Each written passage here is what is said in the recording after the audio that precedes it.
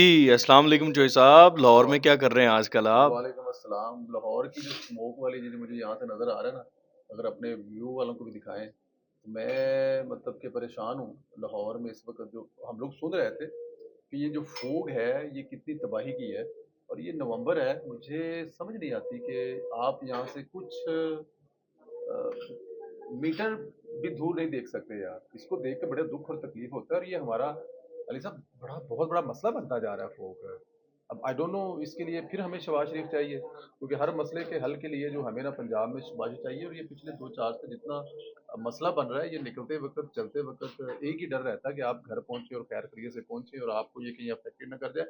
بل لاہور میں ابھی تک ظاہر ہے جو دوست آئے ہوئے ہیں ساتھ، جو میاں صاحب کے ساتھ آئے تھے، انہی کے ساتھ کمپنی چل رہی ہے. آج رات کو ایک لاسٹ فنکشن ہے، اس کے بعد اپنی روٹین کی لائف سٹارٹ ہوگی.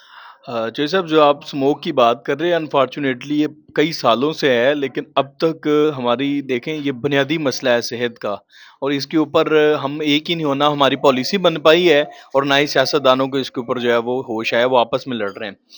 تو چلیں آگے بڑھتے ہیں. یہ بتائیے کہ آج شیخ رشید صاحب کو جو ہے وہ ان کی لال حویلی واپس ملی ہے، وہ کس قیمت پہ واپس ملی ہے وہ ذرا بتائیے گا. یار یہ بڑی انٹرسٹنگ بات ہے. شیخ رشید صاحب جو ہے نا، وہ ہمارے ایک میں پھر وہ نام یا طبقہ لوں گا تو وہ اس پہ تنقید ہوگی.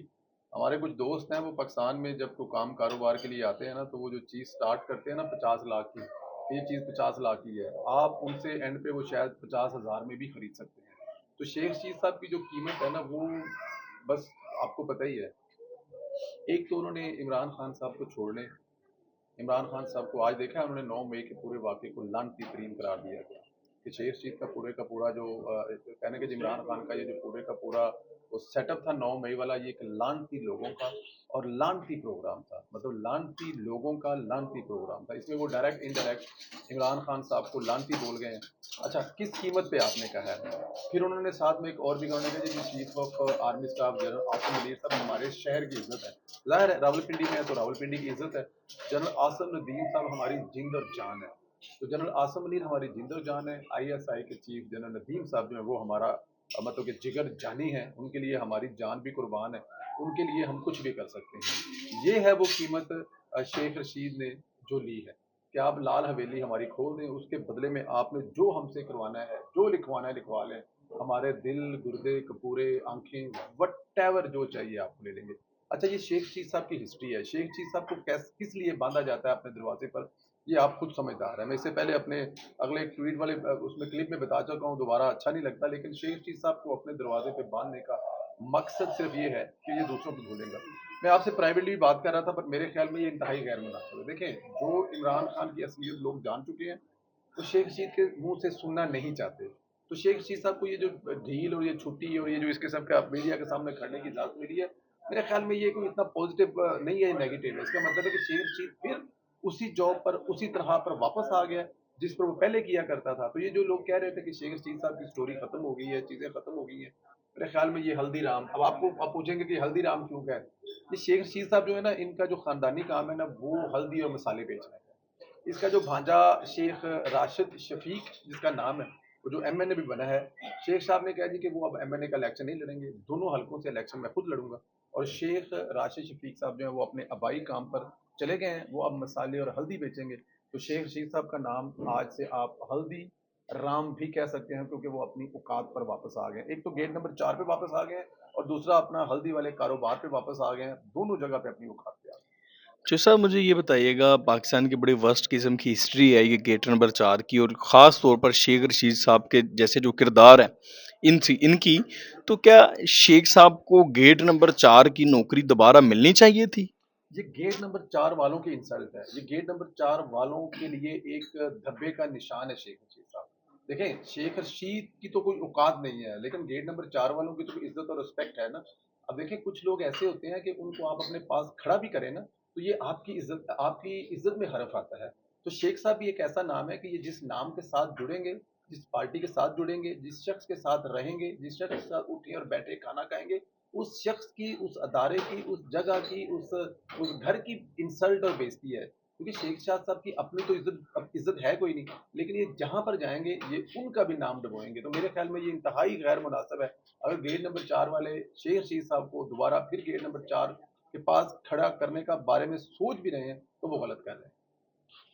اچھا سوئی صاحب تھوڑا سا چونکہ شیخ صاحب کا سلسلہ چل پڑا ہے تو اب آئندہ ہمیں جو فیوچر نظر آ رہا ہے وہ یہی نظر آ رہا ہے کہ شیخ صاحب ماضی کے شیخ بننے جا رہے ہیں، وہ جو عمران کو کہا کرتے تھے عمران خان کو کہ تمہاری اوقات تو 2-4 سیٹوں کی بھی نہیں ہے، تنگا پارٹی اور یہ سارا۔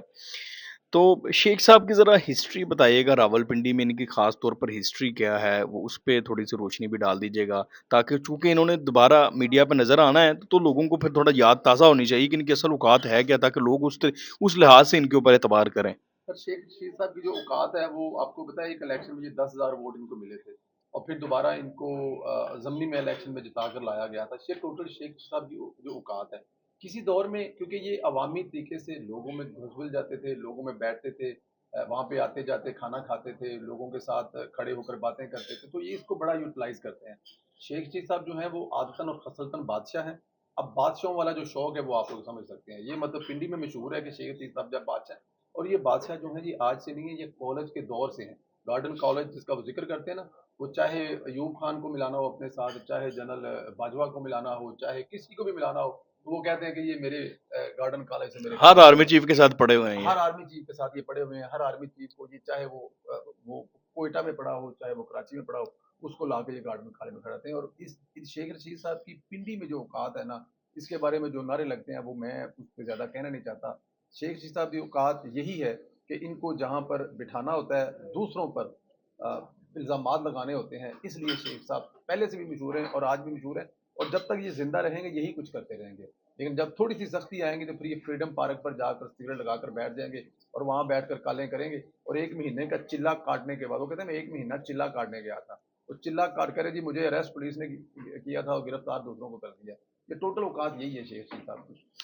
چلیں تھوڑا ٹاپک چینج کرتے ہیں، جوئی صاحب یہ بتائیے گا، میاں نواز شریف صاحب نے جو ہے وہ اپنی ایکٹیویٹیز کا آغاز کر دیا ہے، مطلب ابھی ہلکا ہلکا انہوں نے شروع کر دیا ہے۔ کل آپ نے بتایا بھی تھا اپنے ویلوگ میں کہ مری میں وہ جو ہے وہ مشاورت بھی شروع ہو گئی ہے۔ تو میاں صاحب اب کی ایک ہسٹری ہے، آپ اس کے اوپر بڑا اچھا ہی روشنی ڈالتے ہیں، نجی محفلوں میں بتاتے ہیں بڑا اچھے طریقے سے اس پہ۔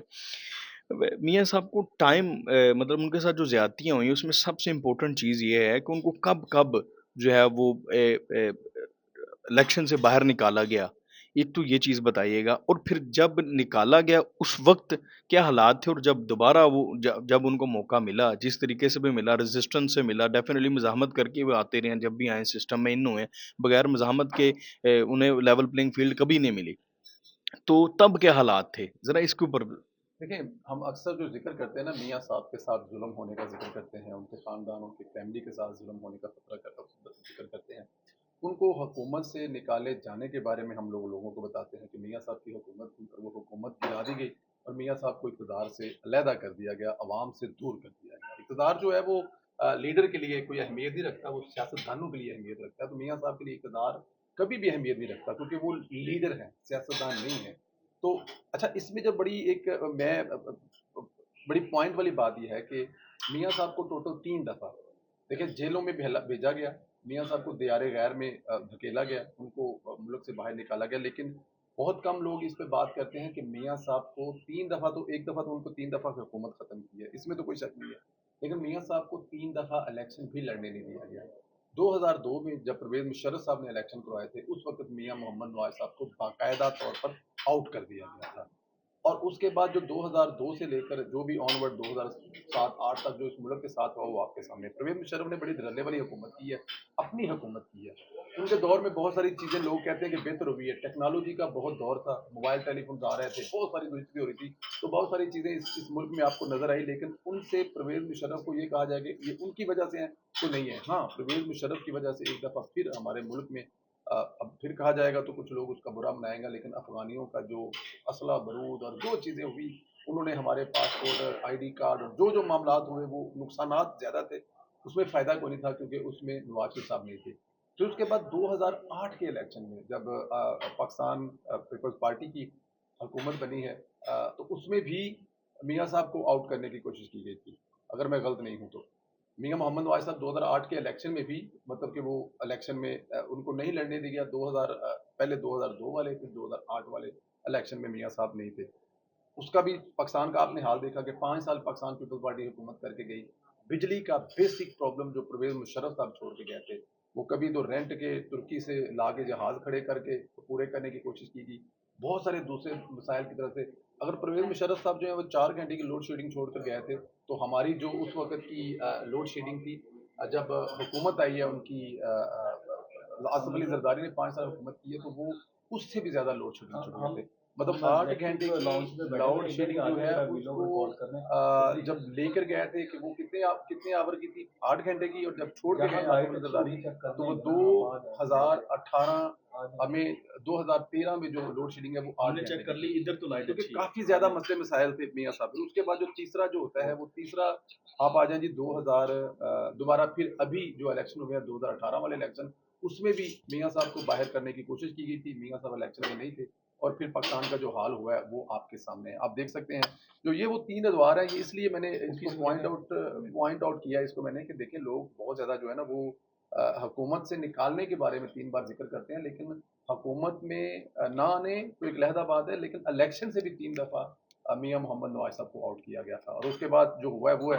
और फिर जब जब मियां साहब ने इलेक्शन लड़े हैं, 3 दफा मियां साहब ने इलेक्शन लड़े हैं और तीनों दफा मियां साहब जब 4 दफा इलेक्शन लड़े हैं, 5 दफा और 3 दफा उन्होंने हुकूमत बनाई है, और उनकी हुकूमत के किए हुए काम अगर निकाल दें तो आपको कुछ नजर नहीं आएगा।